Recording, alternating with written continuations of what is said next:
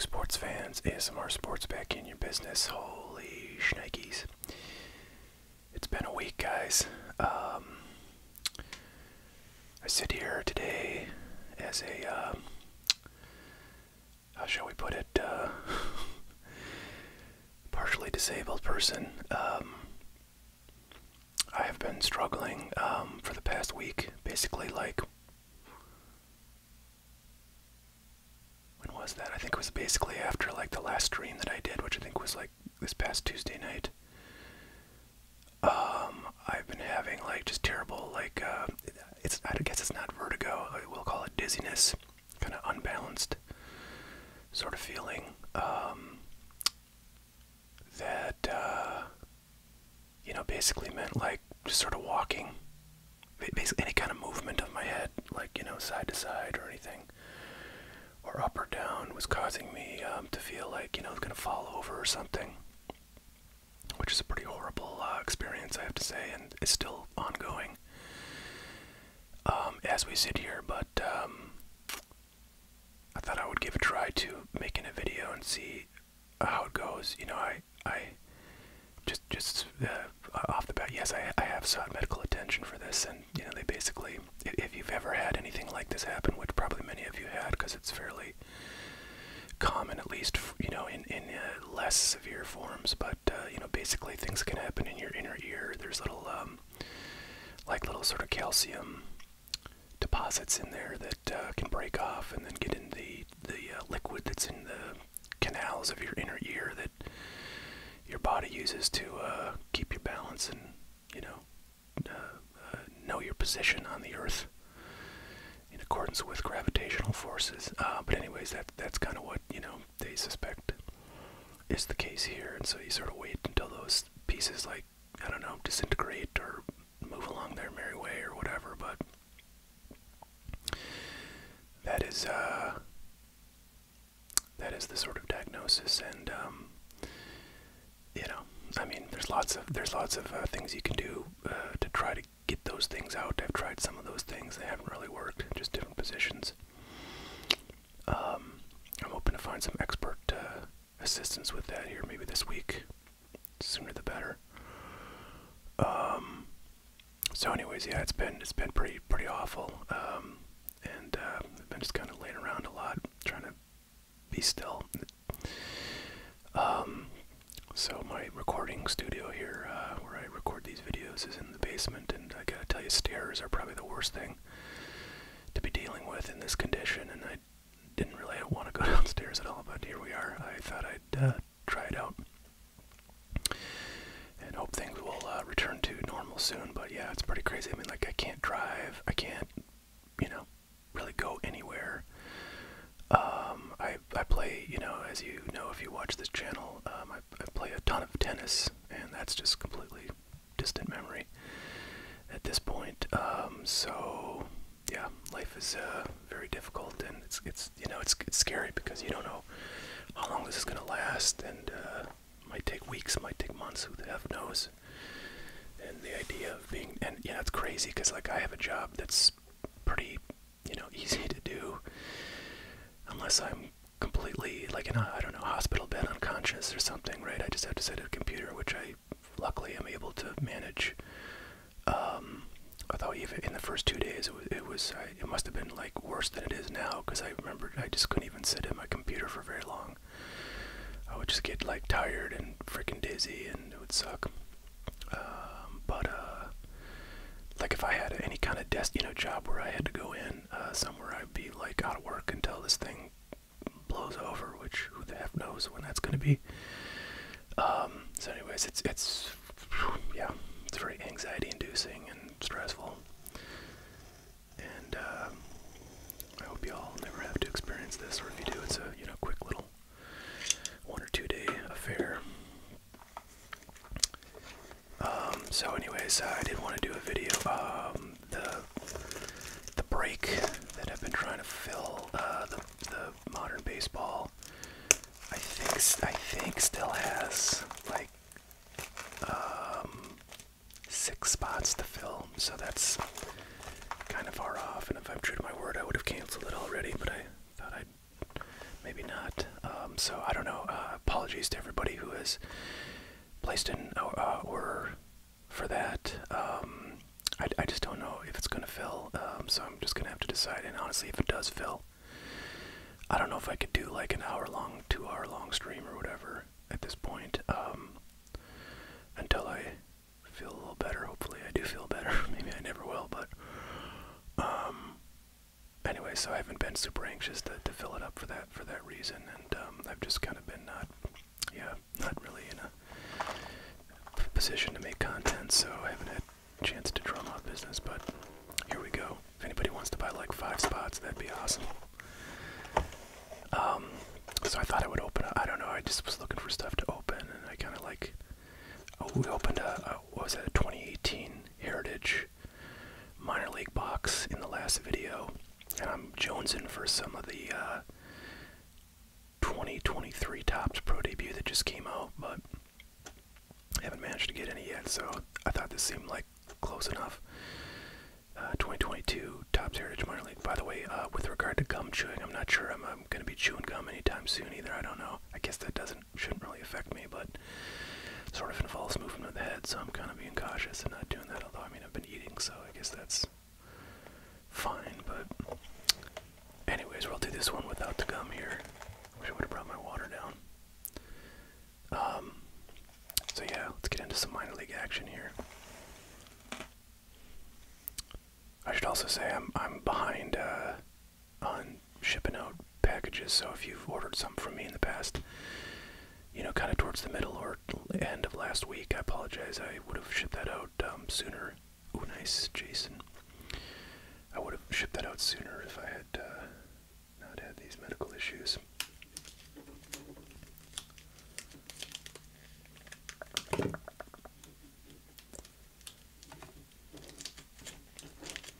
Get these sleeves going here. Out here.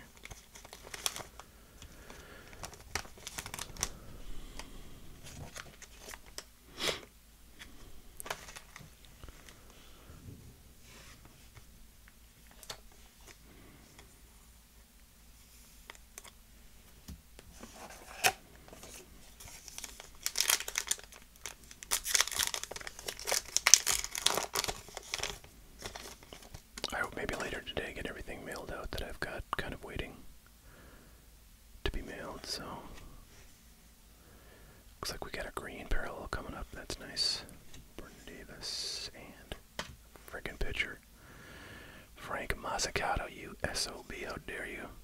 Number 275.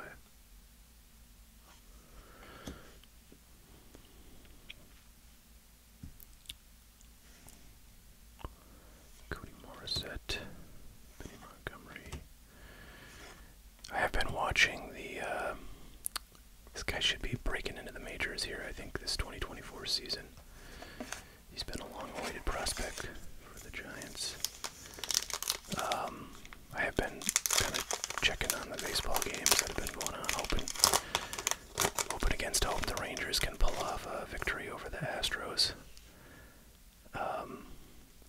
But it seems like the inevitable is happening. The Astros are up 3 games to 2 after the Astros had a, look at that old school throwback Andrew Jones card, after the Rangers had a 2-0 lead in the beginning of the series. I will say the only redeeming thing about the Astros doing well is that I really love Dusty Baker. I think he's a real class act. I think he's had a very impressive kind of, you know, major league life. As was he the first ever like black manager? Or, like, he was, if he's not, he was one of the very first few. And he's been at it for many years, and you know, came into an Astros organization that nice Rutschman there. You know, that had the cheating scandal go on, which is why they lost their prior manager.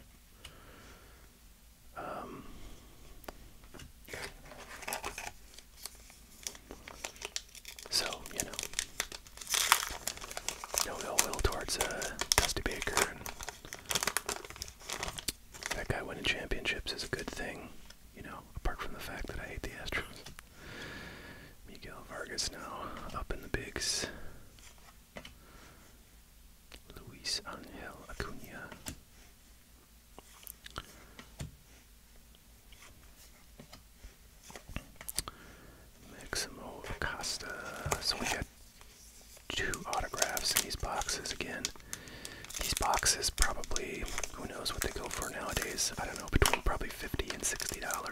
less, which is about where they were, you know, when they came out, when I bought these. And you get 2 autos, and the reason I'm so psyched about those 2023 Pro Debut cards is those boxes are going for a little bit more, maybe like $65 for a hobby, but you get 4 autos, so as far as I can tell, that's like the best kind of prospect autographed deal you're gonna find. Glenn L. Jr. That's not a, I don't think that's not a parallel, that's just a insert that happens to be black.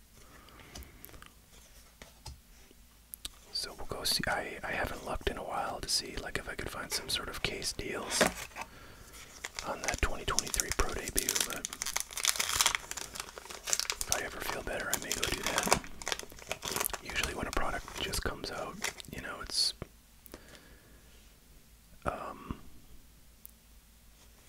harder to get better deals unless it's something that, you know, catches on with the hobby and then just ends up going out over time. But usually if you wait a couple weeks after some comes out and it's not a super hot product, it will be less valuable later. Or we got Michael Triana, Daytona Tortugas. That's nice horizontal card there. See if we can figure out where this Daytona team. It's so weird they don't put like the team that drafted. I mean, they put the draft team on like Bowman cards and pretty much like even Major League Baseball cards, or you know, like non-prospect cards. They tell you, I think, the draft team and position of players on most cards, but for some reason on these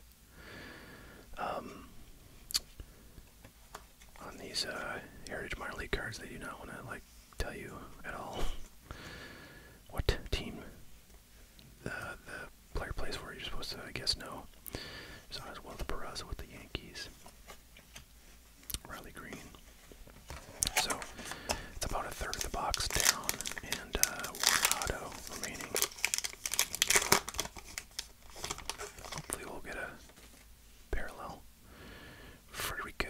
Federico Polanco, Henry Mendez, Austin Wells, now starting catcher for the Yankees, at least while they have some injuries that will probably be mostly resolved by the beginning of next year.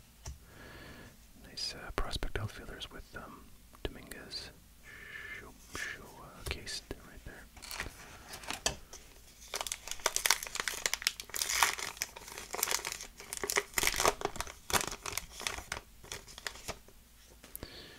Tyler Soderstrom, Justin Foscue, another one of those black-colored insert.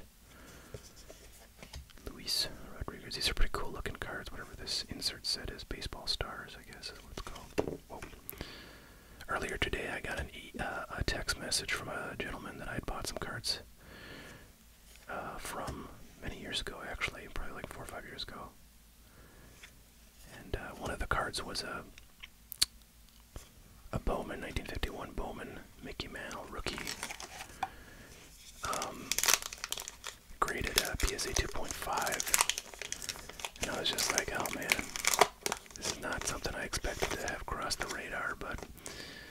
And honestly, I'm not super excited about spending tons of money on cards these days just because the market is in such a slump.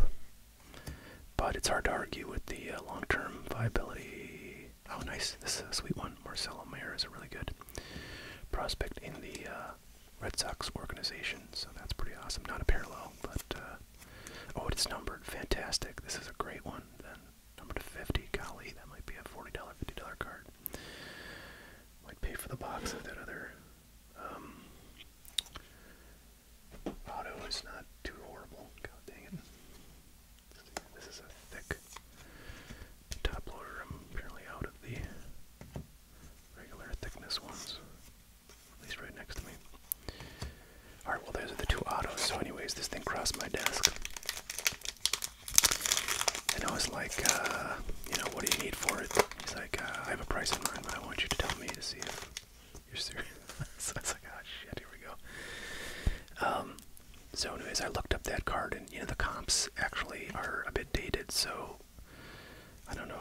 just haven't been many sold lately, or for whatever the reason they weren't showing up in the database I was looking at. But like the comps were pretty dated, but they kind of averaged out at about like $11,500.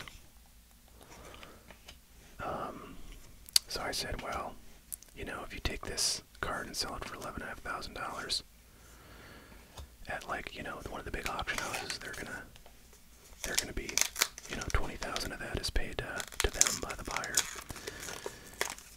In terms of the buyer's premium, that's how they work. Basically, it's just a fee, but you know, you get less money than the final price of the item. So I said, you know, I think I could do 9,000 on it.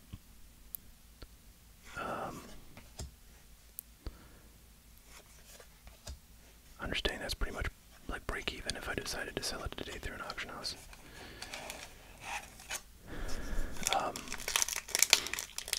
And he said, no, couldn't do that. But I didn't really ask him what his number was, so maybe I will. I mean, that's a card I would love to have. I gotta tell you, I'd love to have a 52 Topps Mantle, of course, but those are just like insane right now. I mean, a PSA 2.5 of that would be like $80,000. Joe Gray Jr.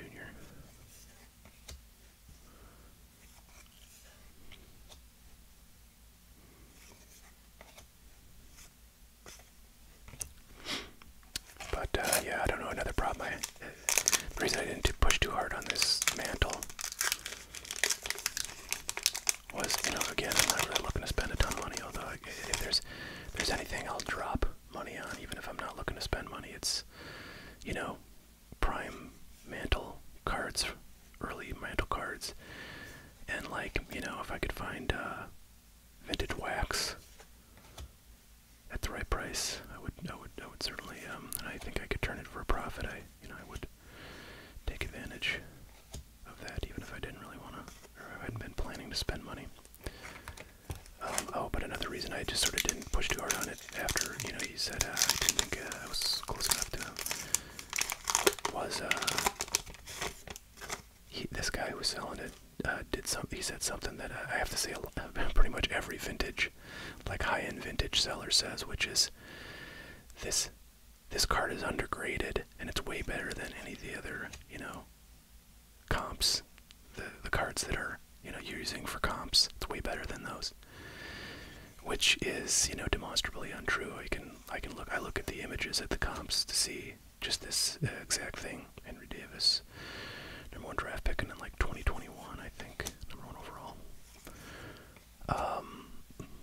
And this one was not particularly well centered. It was definitely off centered. If you have a really nicely centered one, I would agree that that's gonna do better than anything else in that grade that is not centered. People really put a premium on centering with vintage cards. So if you have, you know, something that's beat up on the corners or whatever, but it's really well centered, and the corners are why you got the, you know, low grade you got, then yeah, that could sell at a premium to other 2.5s that have bad centering. I would agree with that, but this one didn't seem to fit that description. This is kind of a cool one. You got a bunch of guys that are doing really well. Brett Beatty now with the Mets, Ellie De La Cruz with the Reds, and Jordan Walker with the Cardinals. All really good prospects, young players now in the bigs. So that's kind of a cool card right there. Trey Sweeney still in the minors. 3 more packs to go.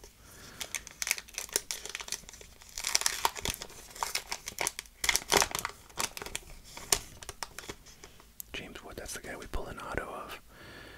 I think, isn't it, out of something? Was it Prism? He was a pretty good one.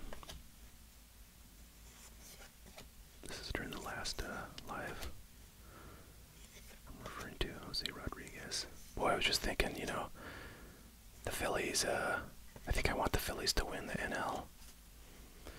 Just because I feel like they'll have a better chance to beat the Astros. But I was just thinking of, you guys remember, I don't know when this, I can't remember when it was, a few months ago, when we did I think that was a pro debut, like a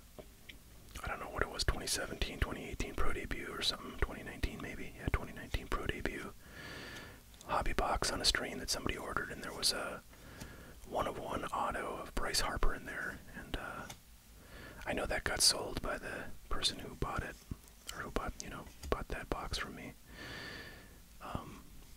But I can imagine it's gone up in value, although who knows, because, I mean, cards have just generally been going down and down and down, but gotta think Bryce Harper stuff is up in the last, month because of how he's been doing in the playoffs. And, could very well be a World Series MVP by the end of this thing, so I sometimes wonder if we're going to remember Bryce Harper when all is said and done in 10 years from now, when, Bryce Harper's retired and Mike Trout is retired. Are we going to think of Bryce Harper as really the better of those two players? And certainly, right now, I don't think you could say that because Mike Trout has just had so many stellar seasons year after year. However, Bryce Harper, oh, what is this now? Just a backwards,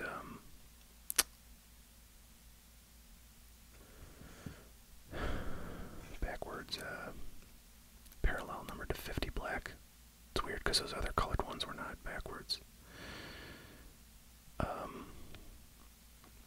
So strange. Buffalo Bisons and then Wormuth scores in the second. Okay. Logan Wormuth. Alright. Strange that was backwards. I was hoping against hope, but we got a third auto. Anyways, Bryce Harper, has seen more of the playoffs and, done quite well in the playoffs, at least by this year's measure. So, if he wins, if he does win World Series MVP, and he puts in a few more kind of seasons about averaging his stats to date, I think he's going to look very good at the end of that career. Mike Trout, on the other hand, doesn't seem to be anywhere near to the playoffs, given how the Angels have done the last couple of years, and with Ohtani likely to be leaving here during the off season. I think the window for Trout is, closing or closed, and he also has that congenital back thing that may very well impact him pretty significantly, very soon. So, could be like a sort of Don Mattingly situation where you got quite a few years of really incredible production, and then whoosh, right off the bat, right off the kind of the cliff. But anything's possible. Who knows? All right, folks. So that's what we got for today. I'm glad I survived a video. Hopefully, I can do more of these, and hopefully, I'll feel better very soon. But we'll catch you guys later. You have a great one.